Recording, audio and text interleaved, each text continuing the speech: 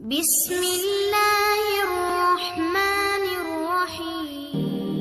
دوستوں، کیا آپ اشرا مبشرہ کے اس صحابی رسول کو جانتے ہیں جس کے بارے میں حضرت عمر نے فرمایا تھا کہ وہ خلافت کے لیے منتخب ہو جائے تو وہ اس کے اہل ہے، اور اگر منتخب نہ ہوں تو جو خلیفہ بنایا جائے وہ ان سے مدد لے؟ جو پہلے مسلمان تھے جس نے سب سے پہلے اسلام کی حمایت میں کسی مشرک کا خون بہایا تھا۔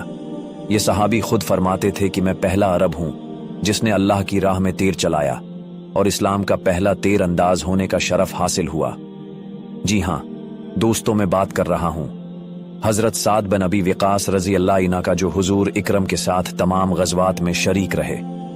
غزوہ احد کے موقع پر جب مسلمان منتشر ہو گئے تو اس نازک موقع پر چند صحابہ میں حضرت سعد بھی حضور اکرم کی حفاظت کے لیے ڈٹ گئے۔ اس موقع پر آپ کی شجاعت دیکھ کر حضور اکرم کی زبان مبارک سے نکلا، اے سعد تیر چلا، میرے ماں باپ تجھ پر فدا ہوں۔ حضرت علی فرماتے ہیں، میں نے سعد کے سوا کسی اور کے حق میں ایسے الفاظ رسول اللہ کی زبان مبارک سے نہیں سنے۔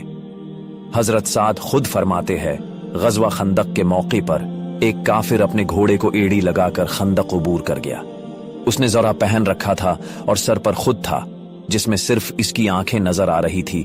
جب وہ میرے تیر کی زد میں آ گیا تو میں نے ایک تیر نکال کر کمان سے جوڑا۔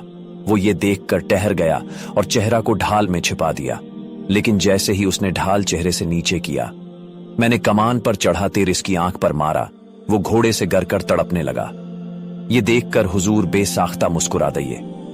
10 ہجری میں رسول اللہ حجۃ الوداع کے لیے مکہ تشریف لے گئے تو حضرت سعد بھی ہمراہ تھے۔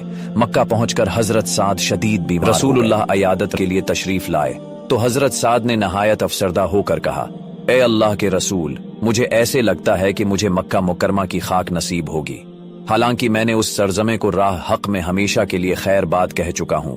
حضور اکرم نے انہیں دلاسا دیا اور اپنا دست مبارک حضرت سعد کے چہرے پیشانی سے لے کر شکم تک پھیر کر فرمایا، اے اللہ، سعد کو شفا دے اور اس کی ہجرت کو کامل کر دیں۔